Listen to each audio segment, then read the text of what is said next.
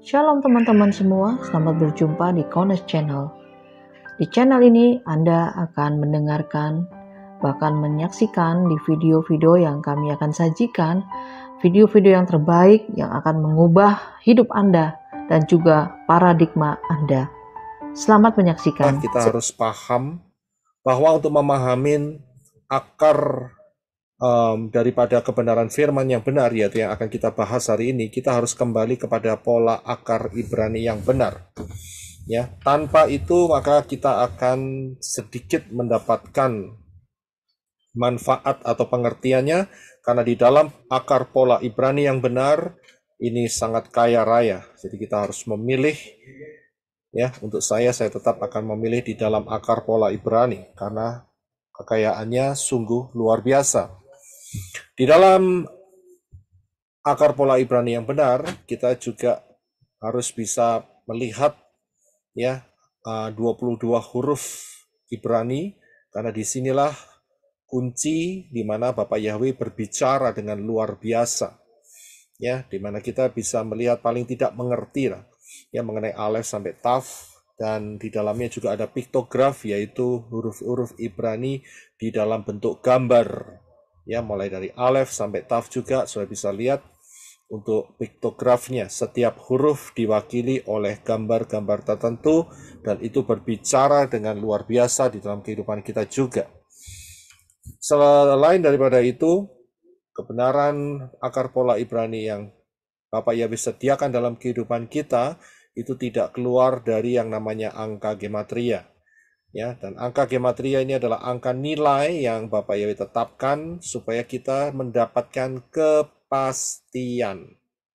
Ya, kepastian. Kita tentunya mau rindu bahwa keselamatan kita adalah sebuah kepastian yang luar biasa. Kita tidak salah masuk pintu, kita tidak salah jalan, karena itu Bapak Yahweh menyediakan dengan menggunakan pola angka gematria. Ya, angka gematria ini tidak sama dengan yang huruf alfabet yang kita ada, ya A sampai Z. Kalau sudah lihat Alef itu 1, Bet 2, dan itu terus sampai ke 10, yaitu Yod 10, dan setelah itu bukan 11, akan tetapi menjadi 20 Kaf, 30 Lamet, Mem 40, Nen 50, dan seterusnya sampai Kof, yaitu 100, dan kemudian bukan 101 atau 110, akan tetapi kelipatannya, yaitu Resh 200, Shin 300, dan Taf 400. Begitu cara angka gematria itu bekerja di dalam huruf-huruf Ibrani ini. Dan ini merupakan satu paket ya yang luar biasa, sehingga Bapak Yahweh sering menggunakan hal ini dan selalu menggunakan hal ini untuk berbicara di dalam kehidupan kita untuk menyatakan rahasia-rahasianya. Luar biasa. Jangan pernah lupa juga mengenai prinsip nubuat adalah pola, prophecy is a pattern. Ini sangat penting sekali, dan banyak yang di luar sana tidak paham akan hal ini, sehingga mereka tidak bisa melihat keindahan, kedalaman, ya, manisnya dafar Elohim, karena mereka tidak memahami nubuat adalah pola. Kita harus paham akan hal ini, dan jangan pernah lupa bahwa pola satuan waktu daripada Bapak Yahweh adalah pada angka 7 atau Zayin. Ya, kita harus paham akan hal ini, bukan 6, bukan 12 dan sebagainya, tapi ingat ya, ini satuan waktu ya adalah angka 7, angka Zayin. Baik, kita akan masuk di dalam pembahasan, tetapi sebelumnya saya akan berikan secara garis besar mengenai kemah suci yang diperintahkan Bapak Yahweh yang harus dibangun oleh Moshe. Bagian luar yang saudara lihat anak panah itu adalah bagian yang namanya pelataran. Kemudian di dalam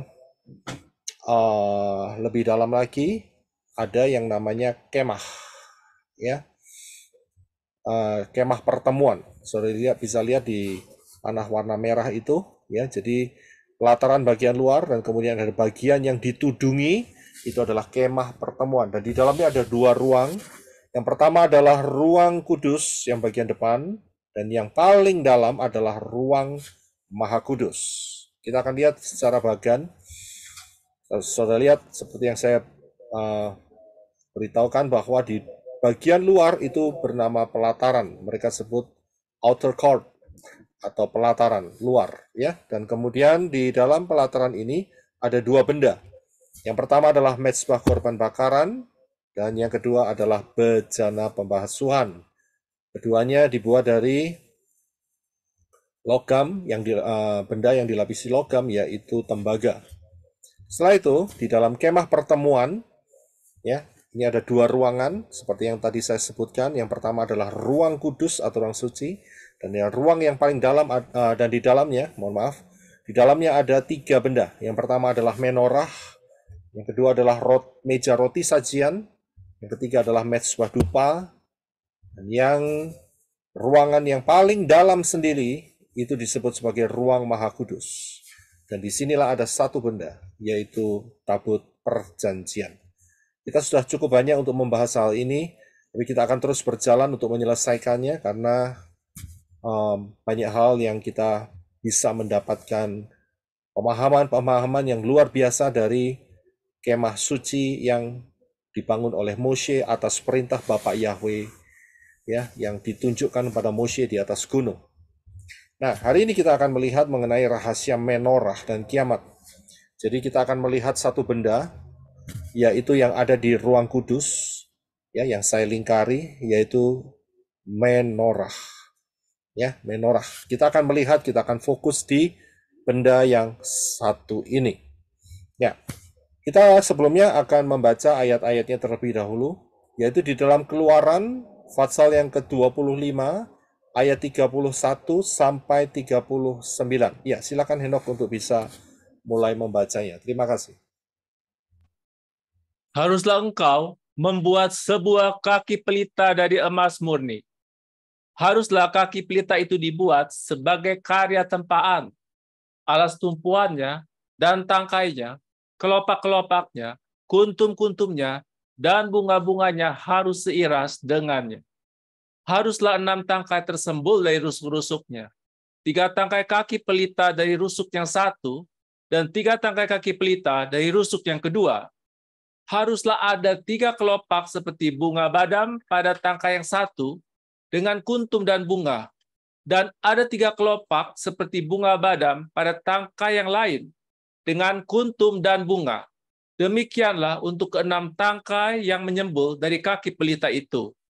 Haruslah pada kaki pelita itu ada 4 kelopak seperti bunga badam dengan kuntum-kuntumnya dan bunga-bunganya.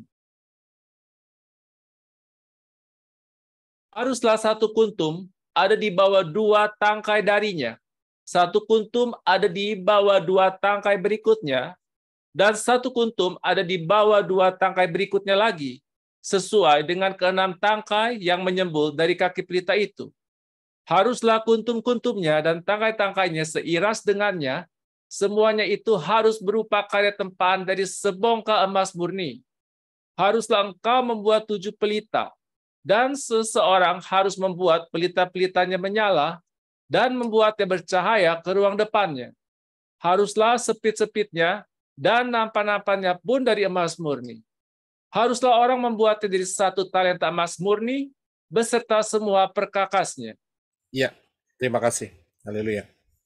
Kita akan melihat hal-hal yang berbicara di dalam kehidupan kita dari apa yang Bapak Yahweh message-kan atau beritakan.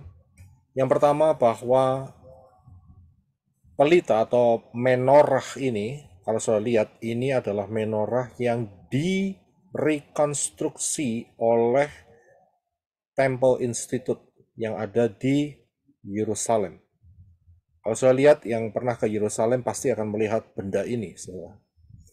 Dan benda ini direkonstruksi untuk persiapan pembangunan bait suci yang ketiga. Dan saat mereka rekonstruksi, ya, mereka punya polanya. Jadi nggak main-main, saudara, nggak sembarangan begitu. Akan tetapi mereka tahu persis apa yang mereka kerjakan seturut dengan apa yang tertulis di dalam Tanakh, ya, di dalam Torah. Jadi mereka bikinnya itu bukan asal-asalan, ya. Ini dengan sebuah perhitungan yang sangat-sangat cermat sekali. Dan menorah ini dibuat dari emas tulen, saudara. Ya, ini luar biasa sekali. Pembuatannya juga sangat detail, ya, dan sangat luar biasa kalau hari ini saudara dan saya bisa melihat rekonstruksi daripada menorah yang sebelumnya sudah pernah ada tetapi hilang. Ya, jadi hari ini kita bisa melihatnya kembali. Disinilah sebetulnya Bapak Yahweh juga mau bicara bahwa kita ini hidup di zaman yang paling akhir. Ya, zaman akhir, yaitu zaman di mana sebentar lagi, tidak lama lagi, Yeshua HaMashiach akan datang kembali. Yang pertama, untuk rapture. Yang kedua, untuk perang, yaitu perang Armageddon. Nah, kita akan melihat mengenai menorah ini. Ya, saat ini adalah benda yang satu-satunya benda yang ada di dalam kemah pertemuan yang tidak memiliki unsur dari kayu. Ini satu-satunya, saudara. Ya, kalau benda-benda yang lain ada unsur kayunya, tetapi benda yang satu ini tidak ada sama sekali unsur kayunya. Terbuat dari logam seluruhnya. Ya. Nah, dikatakan tadi bahwa haruslah engkau membuat sebuah kaki pelita dari emas murni. Nah, emas ini adalah berbicara mengenai kemuliaan Elohim. Ya, jadi mengapa di dalam kemah pertemuan menggunakan lapisan emas, bahkan emas murni? Itu merupakan satu hal untuk bercerita bahwa inilah daerah daripada Elohim, yaitu Bapak Yahweh di dalam Yeshua HaMashiach. Ya, karena itu diwakili dengan yang namanya logam emas. Dan ayat 39 dikatakan haruslah orang membuatnya dari 1 talenta emas murni. Saudara perhatikan, ya, Bapak Yahweh tidak memerintahkan buat dari 2 talenta atau 3 talenta, tidak, tetapi 1 talenta, 1. Ya, bukan suatu kebetulan. Bisa saja kalau mau dibuat dimensinya lebih besar sedikit, ya, itu ditaruh 2 talenta atau 3 talenta, ya bisa-bisa saja. Tetapi perintah Bapak Yahweh adalah buat dengan menggunakan 1 talenta. Ini bukannya tidak ada artinya, ada. Karena apa? Angka 1 itu alef. Ya, sedikit saya akan tunjukkan sama saudara sebelum masuk mengenai hal itu. Kalau saudara lihat di dalam kemah pertemuan ada 4 benda total semua. Ya, meja roti sajian, mezbah dupa, tabut perjanjian, dan menorah. Nah, meja roti sajian, mezbah dupa, dan tabut perjanjian itu terbuat dari kayu di dalamnya, tetapi dilapisi emas. Ya, jadi mereka di dalamnya ada kayunya dan dilapisi emas. Tetapi untuk menorah harus terbuat dari emas murni yang ditimbang, dan timbangannya adalah 1 talenta. Mengapa 1? Tadi saya katakan bahwa 1 itu adalah alef, huruf alef. Dan disinilah Bapak Yahweh mau berbicara mengenai Elohim. Menorah itu berbicara mengenai Elohim yang ehad, Bapak Yahweh yang ehad. Jadi 1, ya, bukan 2, bukan 3, bukan 4, dan bukan seterusnya. Hanya 1, ehad. Karena itu harus dibikin dari 1 talenta emas murni. Ya, ini satu perencanaan yang sangat detail sekali, saudara, dan harus ditaati oleh Moshe dan tim pembuatnya. Ya, supaya apa? Supaya sampai hari ini kita bisa melihat, menikmati karya pengertian dari akar pola Ibrani yang benar. Ya, karena itu menorah berbicara mengenai Yahweh Ehad. Nah, kita akan lihat lebih dalam. Dan menorah ini juga ada pola angka 7. Karena apa? Karena ada 7 pelita, ya, yang dibikin. Kalau saya lihat pelitanya untuk menyalakan api di atasnya itu ada 7, ya, 7 pelitanya. Jadi angka 7. Mengapa tidak 8? Mengapa tidak 9? Mengapa tidak 4 atau 3? Karena ada maknanya, saudara, tidak ngawur. Jadi akar pola Ibrani yang benar itu tidak ngawur dan mempunyai ketepatan. Seperti yang saya ungkapkan tadi, ada ketepatan, nggak seperti pola Yunani, acak-acakan, ya, ngawur seenaknya sendiri, ya, dipikirin sendiri, dibuat penjelasan sendiri, keluar dari pola yang benar. Karena itu pola akar Ibrani tidak acak-acakan, ya, sangat tepat dan luar biasa kekayaannya, ya. Nah, di dalam pola angka 7 Zayin itu juga bermakna sebagai kepala yang dimahkotai. Siapakah kepala yang dimahkotai? Tidak lain adalah raja. Ya, biasa raja adalah orang yang kepalanya mengenakan mahkota. Bukan satu kebetulan, ini satu hal yang sangat luar biasa. Ya, jadi pola angka 7, Zayin, salah satu maknanya adalah kepala yang dimahkotai. Nah, kita akan melihat di dalam Matius 2 ayat 2, di mana saat Yeshua dilahirkan, dia pun sudah disebut sebagai raja. Silakan Henok untuk dibaca. Terima kasih. Dan bertanya, di manakah dia, raja orang Yahudi yang telah dilahirkan itu? Karena kami telah melihat bintangnya di timur, dan kami datang untuk menyembahnya. Ya, terima kasih. Sudah bisa melihat Yeshua HaMasiah baru saja dilahirkan, ya, tetapi saat orang Majus yang dari timur ini sampai di Yerusalem, usia Yeshua saat itu sudah mencapai hampir atau sekitar 2 tahun, karena mereka berjalan dari timur ke Yerusalem itu selama 2 tahun, saudara. Dan saat itu mereka bertanya, ya, kepada Herodes dan kepada tua-tua saat itu, imam-imam, ya, orang-orang Lewi, di manakah raja? Nah, ini dia, raja. Walaupun dia barusan lahir, sudah predikatnya adalah raja. Siapakah dia? Tidak lain adalah Yeshua HaMasiah. Yeshua HaMasiah adalah raja. Nah, kalau sudah lihat di dalam pola angka 7 Zayin, ya, itu adalah kepala yang dimahkotai. Yeshua secara garis besar dia pakai 2 kali mahkota. Ya, yang pertama ada di dalam Yohanes 19 ayat 2, dan yang kedua adalah di Wahyu 19 ayat 12. Saat saya menyiapkan ini saya cukup terkejut, saudara. Mengapa? Karena Yohanes adalah penulis Wahyu juga. Saya lihat Yohanes 19 ayat 2. Dan yang satu adalah Wahyu 19 ayat 12. Ya, unik sekali. Ya, dua-duanya ditulis oleh orang yang sama, Yohanes.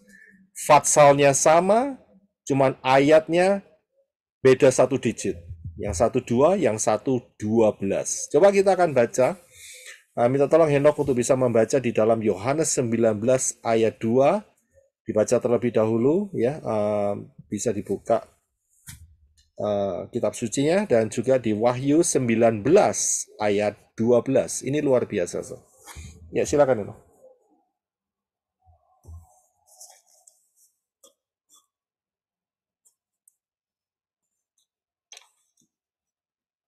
Yohanes 19 ayat 2.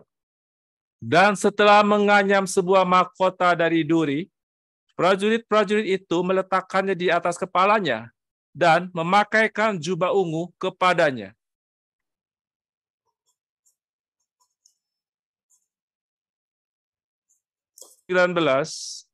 Ayat 12.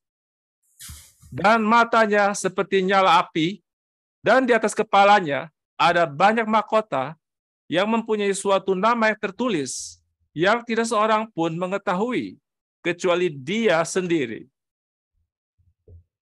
Ya, terima kasih. Sudah bisa melihat di dalam Yohanes 19 ayat 2. Orang-orang Romawi, yaitu prajurit-prajurit Romawi, mereka menganyam, ya, mahkota duri dan dikenakan di kepala Yeshua.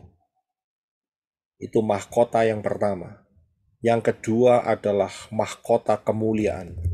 Penulisnya sama, yaitu Yohanes, tetapi kitabnya yang ditulis adalah kitab Wahyu. Patsalnya sama, 19, ayatnya ayat 12. Yeshua HaMashiach akan mengenakan mahkota dengan banyak mahkota. Mahkota kemenangan. Ya, mahkota-mahkota yang luar biasa ada di dalamnya. Sangat ajaib. Ya, bukan satu kebetulan. Dan juga ini merupakan pola angka 7, Zayin, yang bermakna kepala yang dimahkotai. Karena itu Yeshua adalah raja. Dan saudara lihat bahwa menorah itu ya kepalanya 7. Kalau saya lihat ya apinya itu ada 7 karena pelitanya ada 7. Dan saudara lihat yaitu nama Yeshua. Penulisannya adalah Yod Shin Waw Ayin. Yod itu kepalanya 1, Shin itu kepalanya 3, Waw itu kepalanya 1, Ayin itu kepalanya 2. Total semua harus 7. Ya, jadi nama yang benar juru selamat itu bukan Yahshua. Bukan juga Yesus. Yang benar adalah Yod Shin Waw Ayin yang dibaca Yeshua. Inilah penggenapan ketepatan nama daripada Sang Mesias. Jadi jangan ngawur ya. Yang banyak di sana keluar adalah nama juru selamat adalah Yahshua. Kalau Yahshua itu kepalanya lebih dari 7, saudara. Nggak cocok. Ya, nggak pas dengan polanya Bapak Yahweh. Ngawur saya bilang. Ya, kalau ngawur ya, kalau saudara dengar pemberitaan ini ya tinggalkan. Namanya sudah ngawur ya tinggalkan. Kalau ngawur diteruskan itu namanya bunuh diri. Ya ngawur diteruskan, siapa mau? Ya, kalau orang yang normal. Ya, kecuali orang nggak normal, itulah pengikut-pengikut yang menyebut nama juru selamat adalah Yahshua. Ya, dikasih tahu yang benar dengan ketepatan yang benar, dengan pola menorah sudah benar, ya, tapi menolak, ya resiko tanggung sendiri, ya kan? Jadi inilah buktinya, ya, bahwa yang benar nama juru selamat adalah Yeshua karena kepalanya 7, saudara. Benar kan? Ya, jadi bukti yang sangat kuat di mana menorah itu adalah merepresentasikan nama Yeshua. Dia adalah raja yang dimahkotai. Jadi sangat jelas ya, saudara bisa ambil bagian ini untuk kasih tahu sama mereka-mereka yang masih menggunakan nama Yunani, Yesus, Yesu, dan sebagainya. Kasih tahu itu salah, itu bukan nama. Dan juga kasih tahu sama mereka yang pakai Yahshua, tidak ada Yahshua itu. Meaning mungkin bisa, tetapi tidak berupa nama. Ya, jadi sangat jelas pembuktiannya, harus tepat. Ya, ini sangat luar biasa. Nah, menorah itu adalah Yahweh Ehad, seperti yang saya katakan di atas. Ayat-ayatnya saya cantumkan ada 4 ayat, ya, yang berhubungan dengan Yahweh Ehad. Menorah itu Yahweh Ehad. Zakaria 14 ayat 19, silakan Henok untuk dibaca. Dan pada hari itu Yahweh akan menjadi raja atas seluruh bumi. Yahweh lah satu-satunya dan namanya pun satu. Ya, Lihatlah Yahweh datang dengan beribu-ribu orang kudusnya. Ya, stop dulu. Satu-satu. Saya berikan penjelasannya. Jadi saudara lihat bahwa Yahweh adalah raja atas seluruh bumi. Ya, ayat ini, Zakaria 14 ayat 9 ini akan berbicara mengenai kerajaan 1000 tahun. Ya, jadi saudara nggak usah bingung, Yahweh atau Yeshua, Yeshua atau Yahweh, sama kok, satu pribadi. Ya. Kalau sampai hari ini saudara masih punya prinsip Yahweh tidak sama dengan Yeshua, saya bilang buang konsep itu keliru, itu tipu daya Satan. Ya, walaupun sudah namanya benar, tapi konsepnya salah, itu bisa salah. Karena apa? Kalau sampai Yahweh dan Yeshua itu dua pribadi, maka itu adalah sama dengan konsep daripada dewa-dewa. Banyak dewa. Jadi harus paham ya, Bukan soal cuma nama saja yang benar, tetapi konsep dasarnya harus juga sama. Yahweh adalah Yeshua. Ya, Yahweh dan Yeshua adalah satu pribadi yang tidak bisa dipisahkan. Nggak usah diperdebatkan lagi, ini sudah paling benar karena apa? Saya sudah cantumkan ayat-ayatnya, Zakaria 14 ayat 9, kemudian Yudas Yehuda atau 1 ayat 14 tadi sudah dibaca, dan kemudian coba dibaca Henok untuk Wahyu 19 ayat 12 sampai 14. Dan matanya seperti nyala api, dan di atas kepalanya ada banyak mahkota yang mempunyai suatu nama yang telah tertulis, yang tidak seorang pun mengetahui kecuali dia sendiri.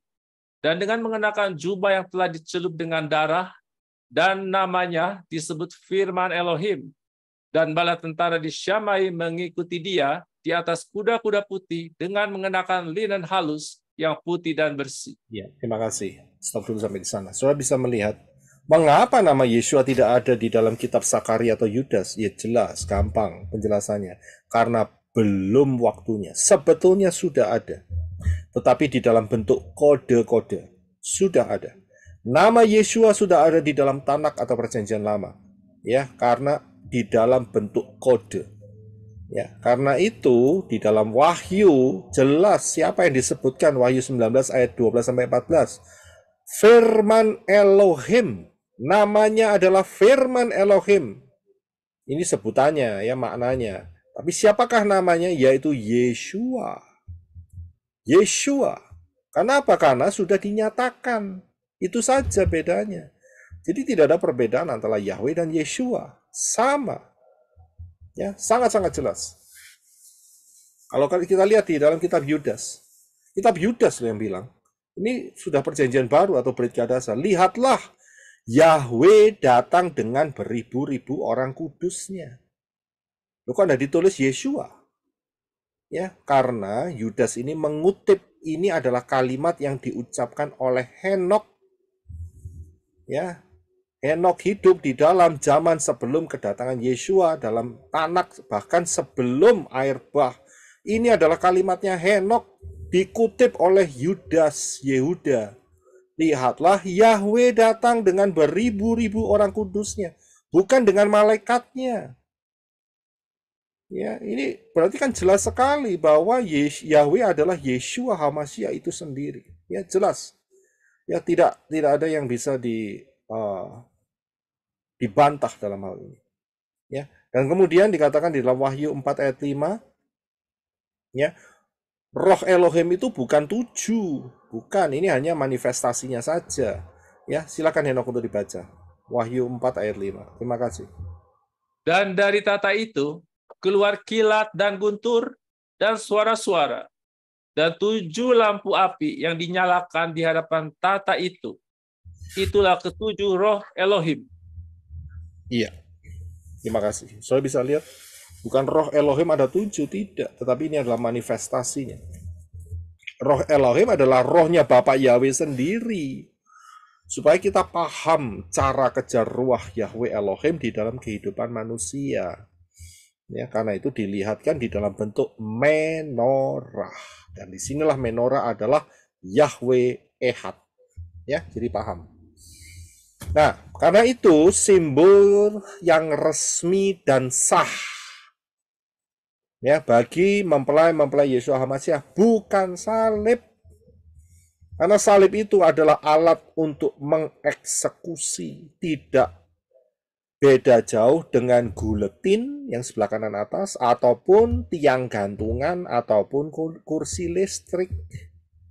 Jadi salib adalah alat eksekusi, bukan simbol. Ini dipakai setan, ya, untuk menipu seluruh orang di dunia ini.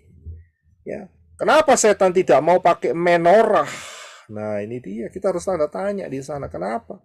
Karena kalau setan pakai menorah, lah itu namanya dia nggak laku. Jualannya nggak laku, dia kehilangan banyak customer. Semua pada percaya Yeshua. Ya kan, menorah 7 kaki dian. Setan nggak mau, setan tipu dengan cara apa? Oh, pakai huruf Taf. Bentuknya salib. Salah. Bukan. Walaupun memang seperti huruf taf. Tetapi ya salib bukan simbol resmi dan sah. Kalau sudah tahu nggak resmi, sudah tahu nggak sah, ya jangan dipakai. Saudara berani? Ya, saudara punya uang, kemudian saudara fotokopi. Dan yang saudara belanjakan adalah uang yang difotokopi tadi. Berani? Itu namanya nggak resmi, nggak sah. Ujung-ujungnya bisa masuk penjara, saudara. Malapetaka bisa terjadi. Pakai uang palsu itu namanya. Ya kan? Tapi lihat cara kerja setan. Bikin yang palsu. Mirip-mirip. Oh iya, Yesua disalibkan. Pakai salib. Salah. Yang benar adalah menorah. Ya, pakai menorah. Dan saya saat memilih nama, saya minta pimpinan Ruah Yahweh Elohim, ya saya tinggal ambil pelayanan menorah begitu ya. Saya nggak pernah mikir sebelumnya, saya cuma pakai begitu saja. Ternyata Bapak Yahweh punya rencana yang luar biasa dengan menorah ini. Ya, saat itu saya belum punya pengertian yang dalam mengenai akar pola Ibrani. Saya cuma pakai begitu saja. Menorah, saya suka sekali dengan menorah karena apa? Karena ada angka 7-nya. Saya suka sekali dengan angka 7, saya pakai. Ternyata hari ini kekayaan menorah itu luar biasa. Kita lanjutkan. Jadi saudara lihat ya, yang sah adalah menorah. Jadi kalau saudara di rumah ada salib, turunkan saja, buang saja. Nggak ada artinya, sama sekali nggak ada artinya. Bahkan Dafar Elohim mengatakan bahwa orang yang tergantung di pohon itu adalah kutuk. Sebetulnya simbol salib ini adalah simbol kutuk, saudara. Pilihannya begini, mau terima berkat atau mau terima kutuk. Kalau mau terima berkat, ya pilihlah menorah, buanglah salib. Saya bisa lihat di sini. Ya. Tapi kalau mau terima kutuk ya terserah saudara, hak saudara. Kalau saya mau diberkati, karena itu saya pilih menorah. Ya. Yang selanjutnya, Yesua berkata, "Akulah terang dunia." Ini dia. Di dalam kemah pertemuan, penerangnya itu hanya satu, saudara. Penerangnya itu satu, yaitu menorah. Meja roti perunjukan, ya, meja roti sajian tidak mengeluarkan api, hanya dupa atasnya. Juga mezbah dupa hanya mengeluarkan dupa, tidak ada apinya. Jadi satu-satunya terang di dalam kemah pertemuan adalah menorah. Dan itulah Yesua yang berbicara, "Akulah terang dunia." Jadi harus pas. Ya, Yod Shin Waw Ayin. Bukan Yesus, bukan Yesus, bukan Yesu, bukan Yahshua. Jelas. Yohanes 8 ayat 12. Silakan Henok untuk dibaca. Terima kasih. Selanjutnya, Yesua berbicara lagi kepada mereka dengan mengatakan, "Aku adalah terang dunia. Siapa yang mengikut kepadaku, ia sekali-kali tidak akan berjalan dalam kegelapan, melainkan akan mempunyai terang kehidupan." Haleluya. Terima kasih. Sudah bisa lihat, Yesua mengatakan, "I am." Ya kan? I am siapa? Asher Aku adalah. Dan orang-orang Israel tahu saat itu. Kalau Yesua ngomong I am, dia tahu apa yang dimaksud. Tidak lain adalah Bapa Yahweh sendiri. Bapa Yahweh adalah terang dunia melalui Yesua HaMasiah. Dikatakan bahwa siapa mengikut Yesua, dia tidak akan berjalan dalam kegelapan. Kalau sampai ikut Yesua berjalan dalam kegelapan, ada yang salah, error berarti. Coba stop, bertobat kembali. Karena Yesua berkata, kalau kamu ikut aku, kamu ada terang di dalam kehidupanmu. Ya, akan jelas. Ini boleh tidak, itu boleh tidak. Jelas sekali. Aturannya jelas. Nggak acak-acakan, saudara. Ya, nggak kayak Yunani. Ya, nggak kayak akar pola Ibrani yang salah. Talmud, oralau. Salah itu. Ya, acak-acakan. Jadi kita harus tahu bahwa kalau kita ikut Yeshua, sudut pandang kita jelas, tidak kacau, terang. Amin. Ini luar biasa. Kemudian dikatakan bahwa kalau kita sebagai anak-anak terang, maka kita akan tahu kapan kedatangan Yeshua. Itu jelas, itu janji yang luar biasa. Coba Henok bisa bantu kita untuk membaca ayat yang di depan ini. Terima kasih.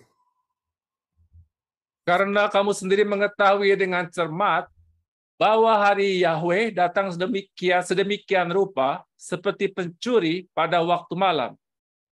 Namun kamu, hai saudara-saudara, kamu tidak berada dalam kegelapan, sehingga hari itu dapat menyergap kamu seperti pencuri. Kamu semua adalah anak-anak terang dan anak-anak siang. Kita bukanlah anak-anak malam atau dari kegelapan. Ya, terima kasih. Ayat ini jelas sekali ditulis oleh Rabi Saul. Kamu tidak berada dalam kegelapan. Selama kamu ada di dalam Yod Shin Waw Ayin, Yeshua, kamu adalah anak-anak terang.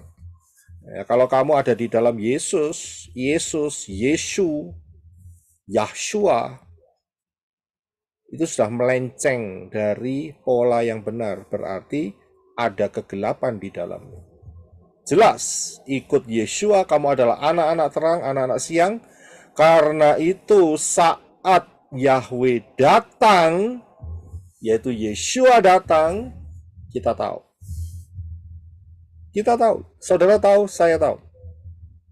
Jawab saudara yang belum mengikuti di pengajaran High Alert 2026, jangan remehkan, saudara kembali ke sana, pelajari, perhatikan baik-baik. Ini jawabannya. Saya berikan banyak pengajaran mengenai rapture, mengenai second coming, Armageddon, dan banyak hal. Kita tahu mengapa, karena kita tidak berada dalam kegelapan. Mengapa kita tidak berada dalam kegelapan? Karena kita memilih Yeshua HaMashiach yang adalah terang dunia. Jadi, untuk bisa memahami pola akar Ibrani yang benar, maka kita harus kembali ke terang itu, yaitu Yeshua. Terang semua, benar jadinya.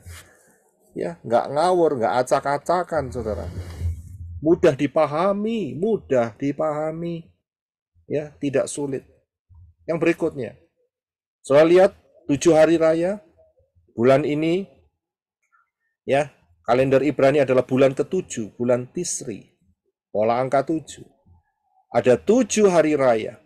Ya, saya akan bahas soal hari raya, tapi saya berikan sebagai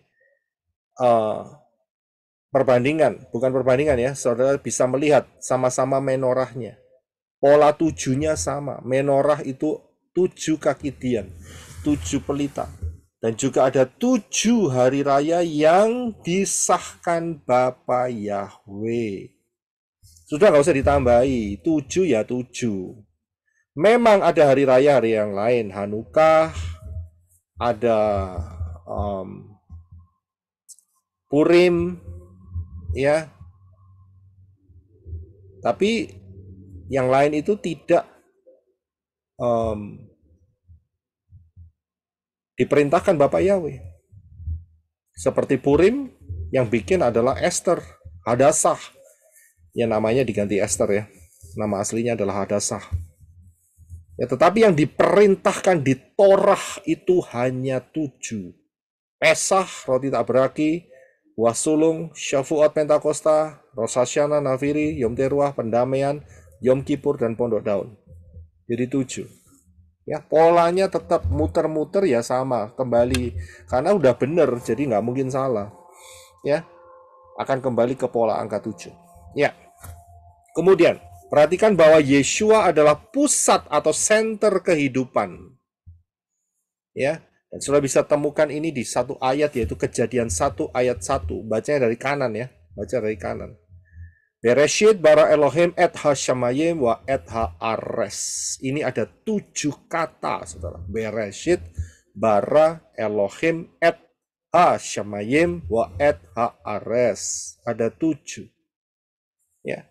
Dari 7 ini, bahasa Indonesianya pada awalnya Elohim menciptakan ya langit-langit, syamayim, sorga-sorga.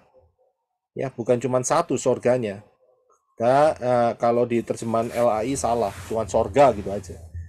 Kemudian dan wa'ed bumi. Ya.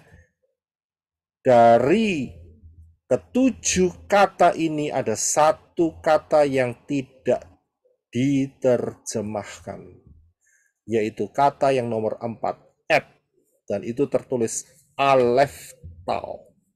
Pengajaran ini saya sudah berikan di dalam pengajaran rapture ya, dalam Bereshit Kejadian 1 ayat 1. Saya sudah berikan secara detail, saudara coba cari, dan ini memberkati banyak jiwa, termasuk saudara yang akan mempelajarinya.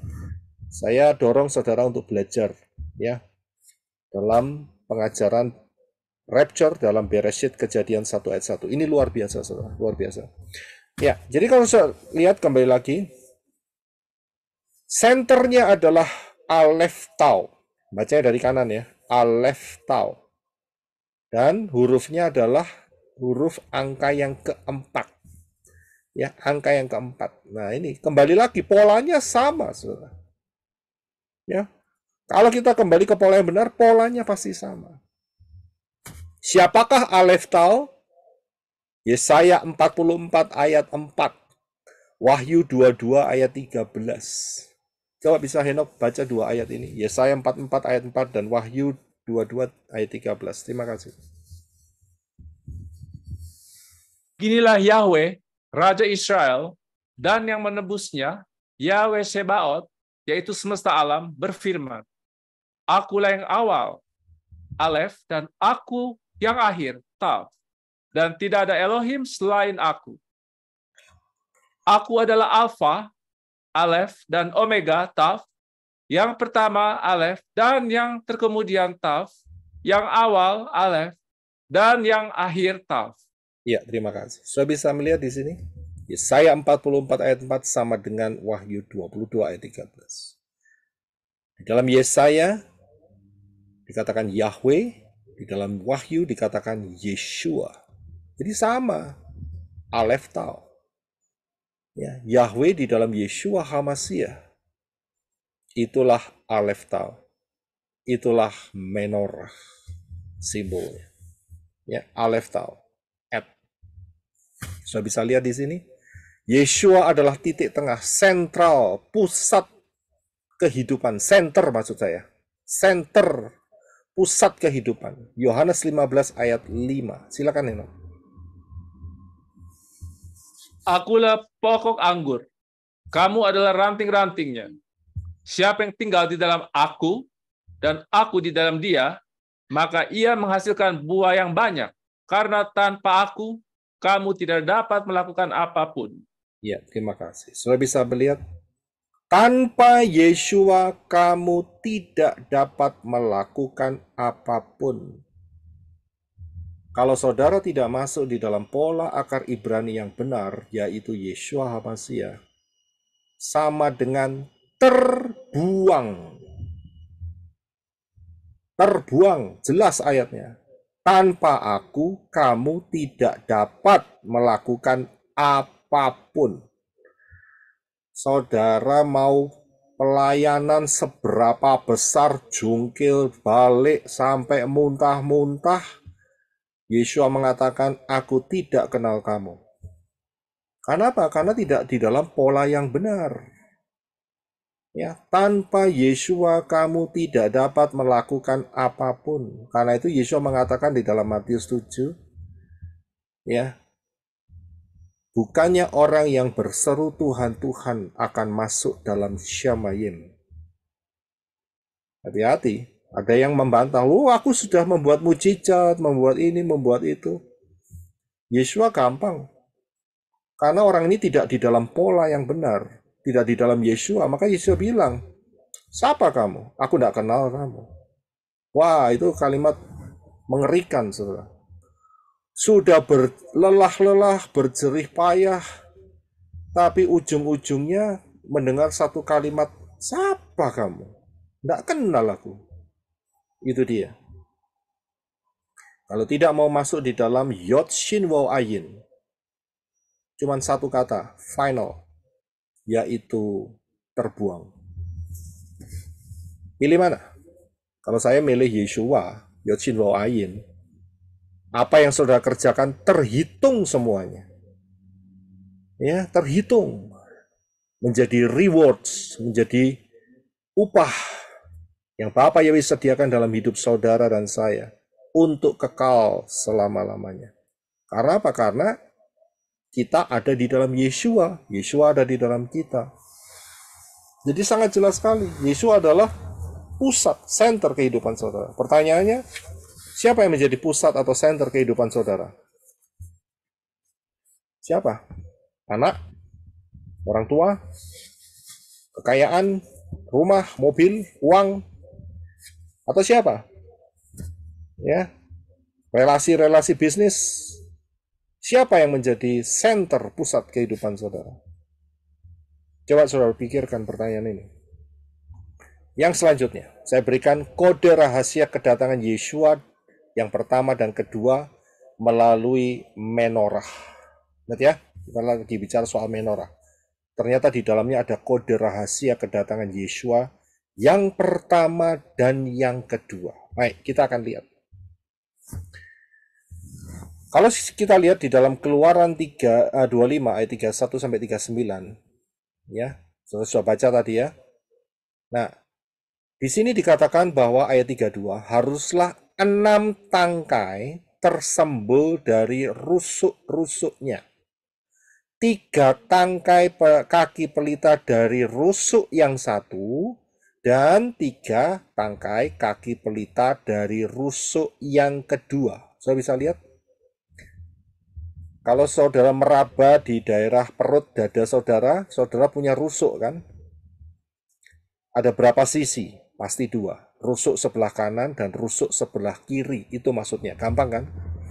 Nah, saudara, saya perjelas dengan gambar ini. Saudara lihat rusuk kanan dan rusuk kiri. Ada 3 di rusuk kanan, ada 3 di rusuk sebelah kiri. Dan kalau membuatnya adalah harus dibuat 3 kanan, 3 kiri. Jadi perhitungannya adalah rusuk yang kanan atau kiri itu nomor 1. Kemudian yang lebih dalam nomor 2. Dan lebih dalam lagi ada 3. Karena tadi dikatakan ya 6. Yang 3 sebelah kiri dan 3 sebelah kanan. Nah kalau kita hitung, kalau yang dari kiri dihitung dari kiri dan yang kanan dihitung dari kanan, maka yang di tengah itu adalah angka 4, saudara. Ya, angka 4. Ya, jadi 1, 2, 3 sebelah kiri 4. Kemudian dari kanan 1, 2, 3, 4. Ya, paham ya dalam ini? Nah, ini yang pertama. Nanti kita akan bisa melihat pola ini dengan luar biasa. Yang kedua adalah, tadi kan dikatakan 6 tangkai. Jadi tangkainya yang dihitung, saudara ya. Ya, tangkai kanan, tangkai kiri, rusuk kanan, rusuk kiri dihitung. Baik, kita akan hitung dengan pola yang kedua. Ini pola yang pertama ya, hasilnya adalah angka 4. Pola yang kedua kita akan hitung. Ingat ya, yang dihitung tangkainya atau rusuknya. 1, rusuk kedua, rusuk ketiga, rusuk keempat, rusuk kelima, rusuk keenam. Sedangkan total semua harus 7. Berarti yang di tengah itu adalah angka yang ke-7. Paham ya? Nggak sulit untuk dipahamin. Karena 6 rusuk, saudara. 1, 2, 3, 4, 5, 6. Itu yang dihitung sebagai rusuknya. Sedangkan yang di tengah adalah yang ke-7. Nah, kalau kita gabungkan, maka tadi kita sudah lihat angka 4 ada di tengah, dan kemudian angka 7 juga ada di tengah. Ini sebuah kode, saudara. Luar biasa Bapak Yahweh itu ya. Dengan menggunakan angka, dia menunjukkan secara detail kapan kedatangan pertama, kapan kedatangan kedua. Saudara bisa lihat melalui bagian ini. Ya, lihat. Kedatangan pertama ada di angka 4, yaitu 4.000 tahun setelah kejatuhan Adam dan Hawa. Dan kedatangan yang kedua adalah Sayin 7. yaitu setelah selesai 6.000 tahun kejatuhan Adam dan Hawa, maka masuk di tahun yang ke-7 itu adalah titiknya. Sudah bisa lihat dengan garis panah merah biru. Yang pertama ada angka 4, yang kedua adalah angka 7. Nah, dari sinilah kita bisa melihat sebuah kepastian bahwa Yeshua HaMasiah akan datang di hari yang ke-7 bagian awal. Kapan itu? Tidak lain adalah tahun 2029. Itu ketepatannya. Ya, 2029 ketepatannya. Tapi saya berikan secara garis besarnya 2029 strip 2030. Ya, supaya nggak bingung. Tapi ketepatannya ada di 2029. Dan setelah itu apa? Setelah itu jawabannya cuma satu. Kiamat. Ya, kiamat itu apa? Bumi ini dihancurkan dengan api, itu namanya kiamat. Ya. Gan Eden yang sekarang akan digulung, dibakar dengan api karena ada jejak-jejak Satan, itu namanya kiamat. Firdaus yang sekarang akan dimusnahkan. Ya. Nanti akan dipindah yaitu ke Yerusalem yang baru dan bumi yang baru. Jadi kita bisa melihat dari rahasia menorah ini setelah selesai angka 7, nggak 8 saudara, akan tetapi masuk satu fase yaitu selesai, kiamat. Ya, jadi bisa lihat, karena itu saya beri title hari ini yaitu rahasia menorah dan kiamat. Jadi saya bisa melihat polanya. Pola angka 4, kedatangan Yeshua pertama, pola angka 7, kedatangan Yeshua kedua, dan setelah itu adalah kiamat. Baik, kita akan lihat pembuktian yang kedua. Ya, pembuktian yang kedua. Kalau saya melihat di dalam Keluaran 25 ayat 31, dikatakan bahwa haruslah engkau membuat sebuah kaki pelita dari emas murni, haruslah kaki pelita itu dibuat sebagai karya tempaan. Dan alas tumpuannya dan tangkainya.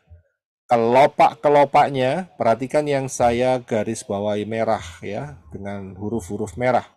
Kuntum-kuntumnya dan bunga-bunganya. Nah, di dalam pembuatan daripada menorah ini ada bentuk kelopak, bentuk kuntum, dan bentuk bunga. Saya berikan potongannya yang sangat bisa detail adalah yang tengah. Saya lihat saya berikan. Inilah yang disebut sebagai satu set yang paling bawah. Ya, ada kelopak, ada kuntum, ada bunga. Sudah bisa lihat ya di situ ya. Kalau sudah lihat yang di atasnya, sudah akan lihat lebih jelas lagi bahwa yang 3 ini adalah kuntum. Ya, inilah kuntum. Kemudian ada lagi 2 kelopak itu namanya. Ya, sudah bisa lihat perbedaannya. Dan yang paling atas ada satu set lagi, yaitu 1 bunga, 1 kelopak, dan 1 kuntum. Kalau saudara hitung, 1 set ditambah 2 kelopak, ditambah 3 kuntum, dan ditambah 1 set, totalnya adalah 7. Sayin, angka 7. Apakah ini satu kebetulan? Tidak. Ini satu perencanaan yang dahsyat, yang detail sekali. Ingat ya, tadi di atas saya katakan bahwa saat Moshe diperintahkan membuat menorah, seluruhnya bait suci, tapi kita lagi bicara soal menorah, harus dibuat oleh seorang yang ahli, bukan asal-asalan, bukan acak-acakan, ahli, tahu polanya. Ya. Dan ini berbicara satu hal yang luar biasa. Angka 7 muncul kembali. Dan tidak lain adalah seperti ini, saudara. Kenapa ada angka 7? Kalau saudara lihat, di bagian bawah itu ada 1 set. Inilah merupakan titik awal, 1 set. Yaitu ada bunga, ada kelopak, ada kuntum. 1 bunga, 1 kelopak, 1 kuntum. Di tengahnya tidak ada, tetapi di paling atas ada 1 lagi. Ada 1 set, 1 bunga, 1 kelopak, dan 1 kuntum. Ini adalah titik akhir. Jadi ada titik awal dan ada titik akhir. Kalau kita buat secara horizontal, maka seperti ini. Titik awal adalah 1000 tahun yang pertama. Itu titik awalnya. Yang kedua, ya, adalah 1000 tahun yang kedua. Ya. Yang ketiga adalah 1000 tahun yang ketiga. Yang keempat, adalah 1000 tahun yang keempat. Dan kemudian di atasnya itu ada seperti apa itu? Kelopak ya. Ya, ini dia. Ya. Ini adalah 1000 tahun yang kelima, dan ini ada 1000 tahun yang keenam, ya, dan ada titik akhir, yaitu bunga, kelopak, dan kuntum adalah titik terakhir. Jadi ada titik awal dan ada titik akhir. Titik awalnya adalah kejatuhan Adam dan Hawa, ya, dan titik akhirnya adalah pemerintahan Yeshua HaMasyiah di dalam kerajaan 1000 tahun. Jadi polanya sudah benar, saudara. Dan saudara bisa lihat kita ada di mana sekarang. Itu ada tulisan 2023. Kita hampir masuk, saudara. Hari ini kita sudah hampir menyelesaikan 6000 tahun sejak kejatuhan Adam dan Hawa. Tidak lama lagi kerajaan 1000 tahun. Tapi sebelumnya ada rapture. Baik, kita akan lihat yang ini. Ya, mengenai Imamat 24 ayat 2. Peraturan mengenai menorah. Ini peraturannya. Ya, peraturannya apa? Silakan Henok untuk dibaca Imamat 24 ayat 2. Terima kasih. Perintahkanlah Bani Israel agar mereka membawa kepadamu minyak zaitun tumbuk yang murni untuk lampu, sehingga lampu menyala terus-menerus. Ya, terima kasih. Kira-kira sudah bisa dapat, dikatakan di sini bahwa ada kalimat lampu harus menyala terus-menerus. Saya ingin respon, mungkin dari teman-teman ada yang bisa buka mic satu persatu. Apa maksudnya terus-menerus ini? Kira-kira ada yang dapat nggak? Nggak boleh mati.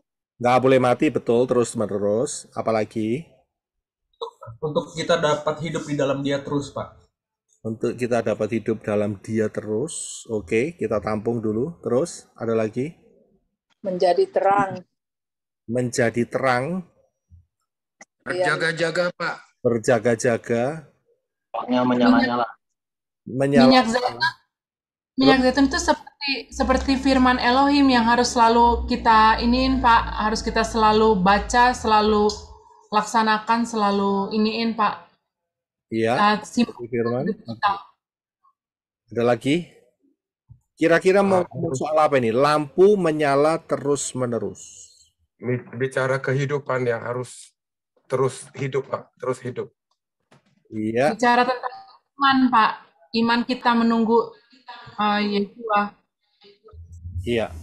Semuanya. Iman kita tetap kepada Bapa Yahweh. Oke, baik. Kita tutup ya. Kita tutup. Berbicara tentang firman Tuhan, Pak. Firman Elohim ya. Oke, kita tutup dulu. Semuanya hampir benar. Saya bilang hampir benar berarti tidak benar. Dalam arti apa? Sebetulnya ini yang menjadi kode.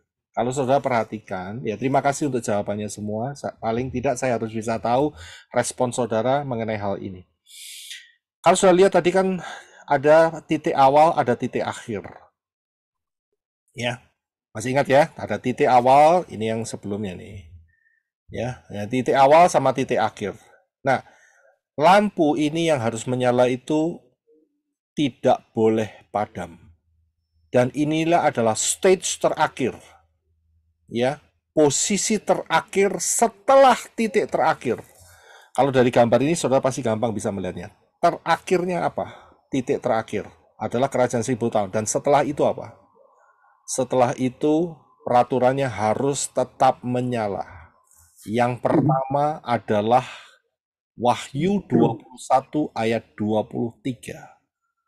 Silahkan Henok untuk baca. Dan kota itu tidak mempunyai kebutuhan akan matahari maupun bulan untuk memberi terang padanya, karena kemuliaan Elohim meneranginya, dan lampunya adalah anak domba. Ya, terima kasih. Saudara bisa melihat di sini. Ini kota apa? Kalau kita lihat di dalam Wahyu 21 ayat 23, inilah Yerusalem yang baru. Ya. Inilah Yerusalem yang baru yang kekal. Ini yang pertama. Apinya harus menyala terus-menerus, tidak akan pernah padam. Inilah yang disebut kekekalan. Kalau sudah lihat tadi angka 7, inilah setelah angka 7, yaitu angka 8. Angka 8 itu adalah chat. Ya, piktografnya adalah pagar. Inilah pagar kehidupan kekal. Angka 8 itu adalah angka new beginning. Kekal. Angka kekekalan. 8. Kalau saya lihat kan, 8 itu kan muter terus tuh, nggak pernah ada ujungnya. Ya. Angka 8. Inilah chat kekekalan. Yang pertama ada di mana? Di Yerusalem yang baru. Dan tertulis lampunya adalah anak domba, Yeshua. Saya bisa lihat lampunya menyala terus-menerus. Tidak akan pernah padam. Inilah masa depan kita, saudara dan saya. Yerusalem yang baru. Kekal selama-lamanya. Akan tetapi, ternyata ini tidak berhenti berbicara soal Yerusalem yang baru. Api yang menyala terus-menerus ini juga bercerita mengenai Markus 9 ayat 43 yang berkata, masuk ke neraka ke dalam api yang tak terpadamkan, tidak bisa dipadamkan, tidak berhenti, alias kekal, menyala terus-menerus. So bisa lihat di sini.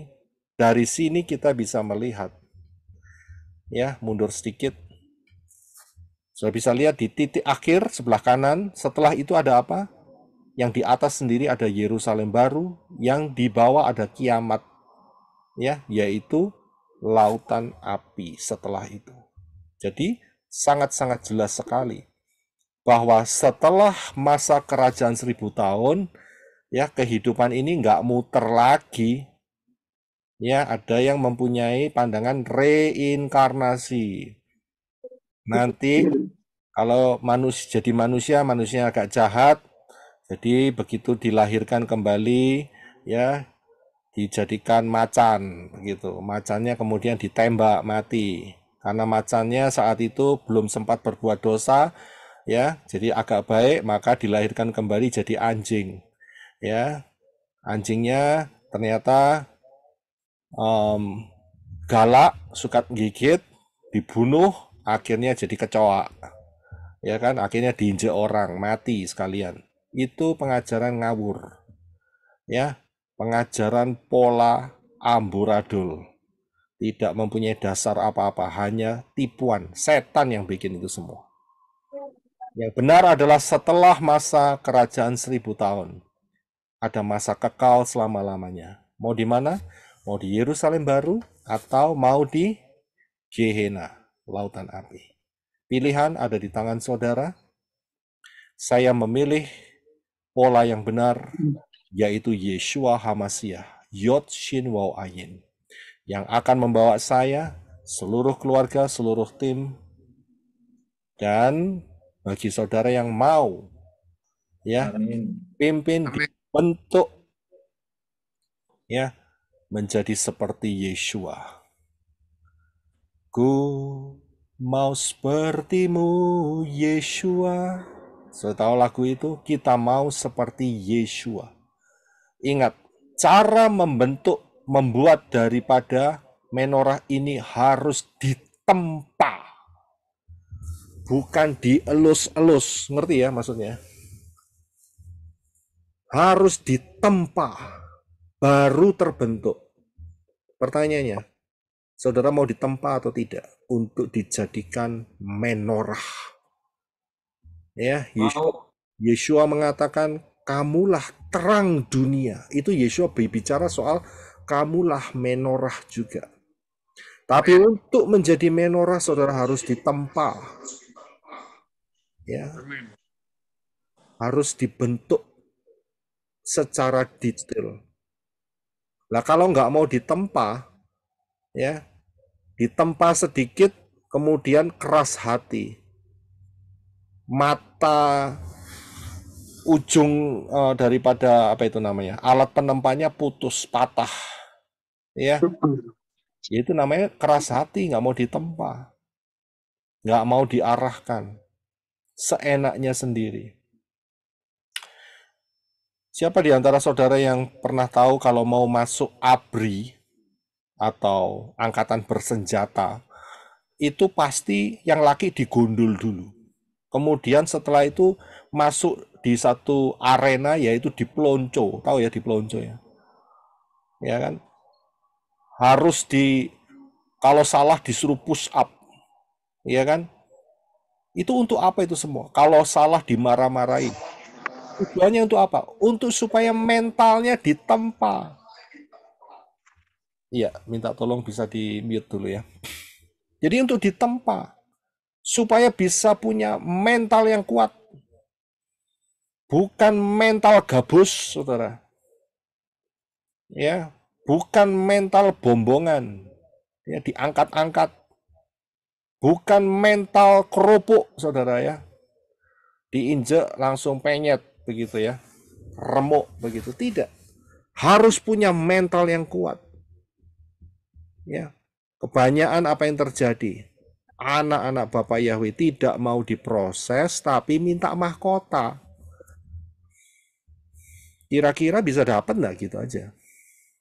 Nggak mau diproses, tapi minta rewards. Nggak mau dapat dari mana, begitu loh. Ya, nggak mau ditempa, nggak mau dikasih tahu yang benar. Nggak usah jauh-jauh tentang Yahshua dan Yeshua aja, nggak mau dikasih tahu. Bagaimana bisa bertumbuh? Belum lagi yang lain loh. Belum lagi yang lain. Ya, belum lagi yang lain. Saya mau tanya, ada enggak yang pernah saudara dengar atau yang sedang mendengar sekarang? Ada enggak yang sakit hati sama orang yang sudah mati? Saudara bisa buka mic. Ada enggak? Nggak ada, Pak. Enggak ada. Ada enggak yang sakit hati sama orang yang sudah mati? Ada, Pak. Ada. Saya dulu sempat adakan sedikit survei. Ternyata ada. Begitu ada saya langsung kaget, saudara. Mengapa? Lawang sudah mati loh, sih sakit hati. Coba. Coba, saudara. Pergi sendiri, Pak. Ya, coba dimatiin dulu ya. Jadi atau YouTube-nya dimatiin. Jadi bisa cuman single voice saja. So bisa lihat udah mati orangnya tapi sakit hatinya masih disimpan. Ngeri nggak? Disuruh buang nggak mau. Lah orang kayak gini loh kok mau terima mahkota? Ya. Bukan mahkota yang diterima, belangkon, ya, ngerti maksudnya? Ya, belangkon kertas, belangkon kain dibakar, kobong, habis terbakar. Nggak dapat apa-apa. Nggak terbentuk. Ingat loh, ini pembentukan. Hidup ini adalah proses pembentukan. Nggak mau diproses. Saya kasih tahu, Bapak Yahweh itu tidak butuh syamayim. Betul nggak statement saya ini? Suaranya mati ya, Pak? Betul. Ini ada yang dengar? Betul ya? Bapak Betul, Pak. tidak butuh syamayim. Yang butuh syamayim saudara dan saya. Ya, kita Pak yang butuh, Pak. Sangat butuh. Bapak Yahweh pemilik syamayim. Bapak Yahweh tidak butuh syamayim.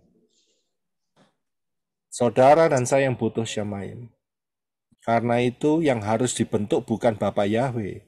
Siapa yang mau masuk syamayim itu yang harus dibentuk. Begitu. Ya, konsepnya sederhana, saudara. Tapi berapa banyak orang tidak mau dibentuk? Enggak, saya mau cuman baptisan sekali. Ya terserah kamu. Tapi kalau itu di luar pola Bapak Yahweh dan Bapak Yahweh menetapkan polanya, kamu harus terhilang. Ya terhilang, wes. Nggak bisa apa-apa. Ya, jadi saudara paham mengenai hal ini. Nanti kita akan pembahasan di lain, kita akan lihat lebih dalam sedikit mengenai menorah ini lagi. Tetapi inilah yang saya beritakan mengenai rahasia menorah dan kiamat. So bisa lihat urut-urutannya. Hari ini kita sudah hampir mencapai 6.000 tahun sejak kejatuhan Adam dan Hawa. Tidak lama lagi kita akan masuk di dalam rapture. Kita sudah masuk di dalam tahun kedua pola Shemitah. Hari ini Oktober tanggal 6, saudara. Tahun kedua pola Shemitah. Karena itu berjaga-jagalah. High alert 2026, jangan remehkan. Karena Yeshua mengatakan kalau sampai waktunya tidak dipersingkat, maka tidak akan ada yang selamat. Tetapi karena orang-orang pilihan, waktunya akan dipersingkat. Seberapa dipersingkat? Saudara bisa lihat dalam pengajaran rahasia 1290 hari dan 1335 hari. Pelajari, saudara. Saudara mesti belajar. Ya, sehingga saudara dapat memahami kebenaran Dafar Elohim. Karena itu berdasarkan pola itu, maka kita bisa menghitung, yaitu rapture akan terjadi kira-kira akhir 2025 atau awal 2026. Lebih baik berjaga-jaga. Orang dunia saja ngerti, sedia payung sebelum gempa, ya kan? Sedia payung sebelum rapture. Ya, berjaga-jaga itu maksudnya sedia payung sebelum hujan. Ya kalau sudah hujan kemudian nyediain payung, itu namanya ya basah kuyup. Ya, jadi saudara paham, itu istilah dunia yang gampang dimengerti. Karena itu siapa yang belum masuk di dalam keselamatan yang benar, segera masuk. Jangan keras hati. Sia-sia. Yang butuh Syamayim adalah saudara. Bukan Bapak Yahweh. Bapak Yahweh nggak butuh Syamayim. Yeshua tidak butuh Syamayim.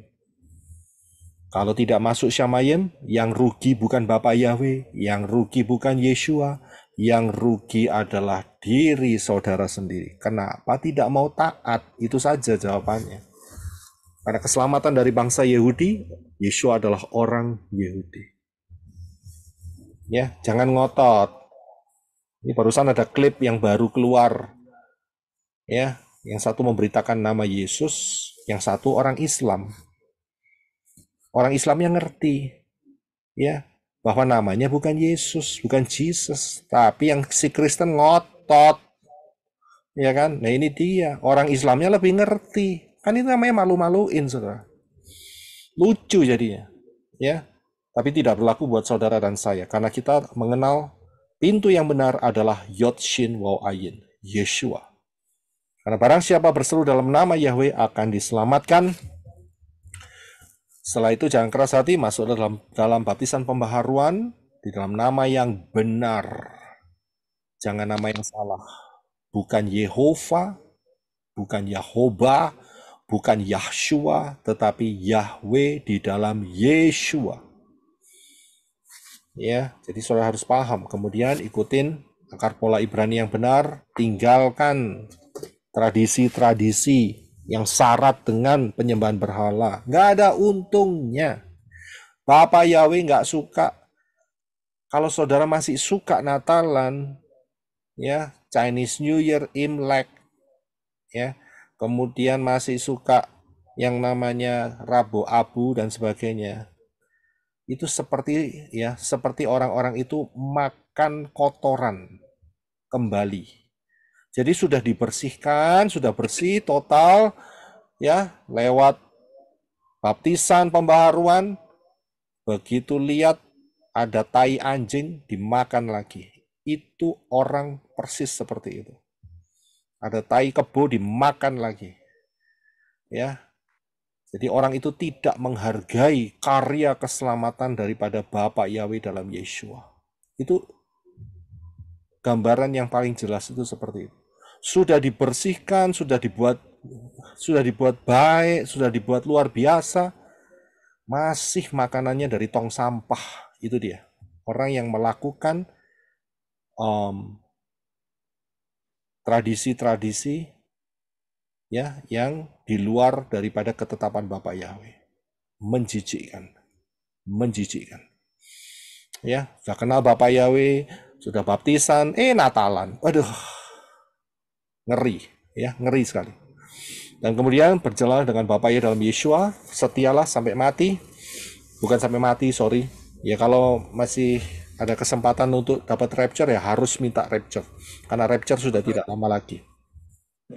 Ya, minta sama Bapak Yahweh beri kesempatan saya rapture aja, gitu. Ya, enggak, karena waktunya sudah sampai. Ya, saya nggak mau mati rapture karena sudah janjinya di sana kok, nggak lama lagi. Ya, jadi saudara harus tetap fokus untuk ikut Bapak Yahweh. Karena itu siapa yang membutuhkan baptisan pembaharuan, saya bilang segeralah, jangan dablek. Ya, dablek itu bahasa Norwegia. Ya, jadi jangan dablek, jangan keras kepala, jangan tegar tengkuk. Ya, jadi saudara hubungin teman-teman kita, mempelai-mempelai Yeshua Masya yang siap membaptis saudara. Saudara screenshot, dan jangan lupa saudara harus diputuskan dari sesembahan yang bukan dari Israel. Putuskan, ya, tidak perlu sama sekali itu semua. Yang saudara perlukan adalah Bapa Yahweh dalam Yeshua HaMashiach. Terima kasih teman-teman semua yang sudah menyaksikan video ini. Sukses besar untuk kita semua. Bapa Yahweh memberkati. Haleluya. Amin.